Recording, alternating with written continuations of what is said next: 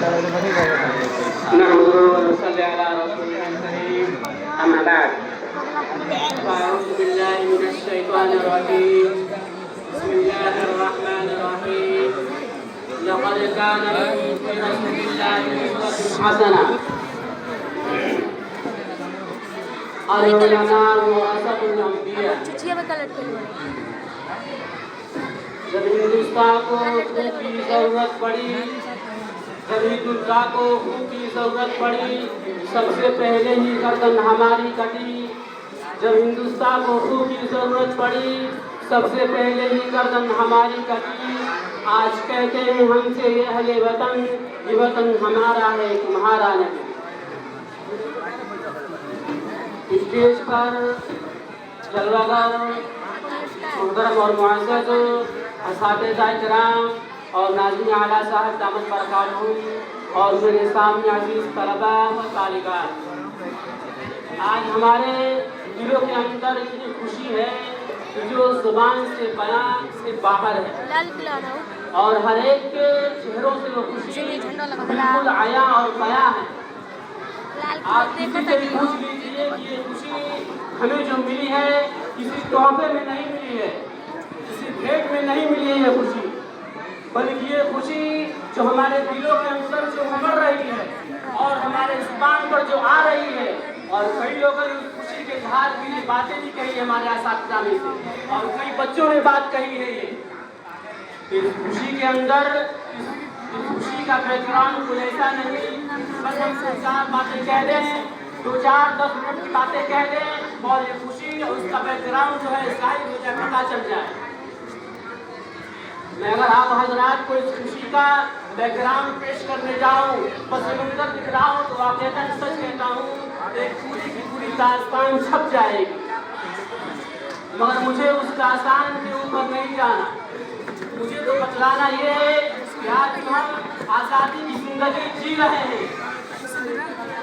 आज हम आज़ाद आज़ाद चिल्लाते रहते हैं हम कि आज़ाद हैं हम, और वाक़ईतन हम आज़ाद के जो बोल बोल रहे हैं, जो हमारे असलाफ के खून और पसीने और फांसी के फंदों पर लटकने से आज़ादी हमें मिली है।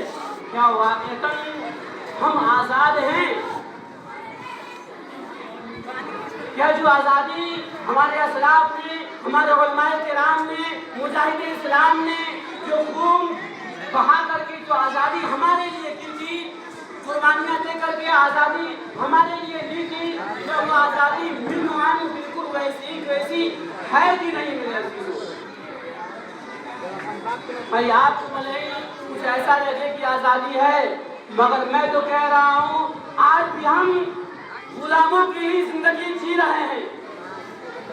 जब संविधान लागू हुआ, कॉन्स्टिट्यूशन लिखा गया, तो उसके अंदर हर मजहब के लोगों को हर एतबार से आज़ादी दी गई जो अपने मजहब और अपने गाइड के अंदर रहते हुए, हद के अंदर रहते हुए अपने मजहबी शिआर को मनाएंगे, अपनी खुशियों का इजहार करेंगे, हर पर्व को जिस तरह खुशी से मनाते हैं उनका वो मनाएंगे। मगर आज जब हमारी बात आती है, मुसलमानों की बात आती है, मदरसे की बात आती है, तो इन मदरसों को दहशतगर्दी का अड्डा कहा जाता है। मैं आपको बतलाता चलूं, ये जो मदरसा हम जिसके अंदर खुशी का खुशी बैठे हुए हैं, इसी मदरसे से पढ़ने वाले रहमतुल्लाह अलैह, इसी मदरसे से पढ़ने वाले थे मौलाना इमदादुल्लाह साहब मुहाजिर मक्की और शाह वलीउल्लाह मोहम्मद दहलवी रहमतुल्लाह अलैह, जिन्होंने सबसे पहले दारुल हर्ब का आवाज उठाई कि हिंदुस्तान जो है दारुल हर्ब हो चुका है, अब इन अंग्रेजों से, इन फिरंगियों से हिंदुस्तानियों को चाहिए जंग करें। और उसी वक्त की आवाज मेरी हर हिंदुस्तानी के अंदर ये बात बैठ गई। शाह वलीउल्लाह मोहम्मद दहलवी हमारे खिलाफ प्रोपेगेंडा कर रहा है, हमारे खिलाफ फतवा दे रहा है, तो उसको पकड़ने की साजिशें और कह लीजिए एक हुक्म नाफिज हो गया। मैं एक और वाकया बता रहा हूँ आपको, शेख हिंद रहमतुल्लाह अलैह का, उन्होंने फतवा दिया कि ईस्ट मीडिया कंपनी के अंदर काम करना मुसलमानों के लिए हराम है। और तो और कहा कारकर्दगी के अंदर, इनके कमांडर के अंदर, इनकी कमान के अंदर माताजी में कोई अगर सिपाही भर्ती हो रहा है तो भर्ती होना भी हराम है। और फिर आखिर इस फतवे पर शेखुल हिंद रहमतुल्लाह अलैह को पकड़ कर लाया गया और अंग्रेज जो जज वहाँ बैठा हुआ था उसने पूछा उनसे, क्या आपने ये बात कही है कि अंग्रेजों के दल के अंदर, सिपाहियों के दल के अंदर शिरकत करना आपने हराम का फतवा लगाया है? तो उनका जवाब सुनिए, क्या उनका जवाब है। वो जवाब देते हैं, मैंने फतवा ही नहीं लगाया बल्कि अभी भी आपके सामने कह रहा हूँ कि अंग्रेजों के और फिरंगियों के सिपाहियों वाले दल के अंदर दाखिल होना ही नहीं, बल्कि अभी भी कह रहा हूँ हराम है, हराम है। और आगे बढ़कर कहा, उस फिरंगी जो शख्स उस वक्त मौजूद था वो कह रहा था, आपको पता भी है कि आप जो हराम का फतवा लगा रहे हैं और आपकी जो जुबान बोल रही है, पता भी है इसका अंजाम क्या हो सकता है। तो उसने कहा कि अंजाम की हम क्या परवाह करें, अंजाम क्या हो सकता है आप ही बता दीजिए। तो उस फिरंगी जज ने जानते हैं क्या कहा कि मेरी इस कलम के अंदर इतनी ताकत है, इतनी कुव्वत है कि मैं अगर लिख दूं तो आपको फांसी के फंदे पर लटका दिया जाएगा, तख्ते-ए-दार पर आपको लटका दिया जाएगा। तो उनका जवाब सुनिए, शेखुल हिंद रहमतुल्लाह अलैह का जो जवाब था वो सुनिए। वाक़ईतन जो उलमाए किराम ने हमारे लिए कुर्बानियाँ दी हैं वाक़ईतन सुनने काबिल है और सोने के सुनहरे हुरूफ से लिखने काबिल है।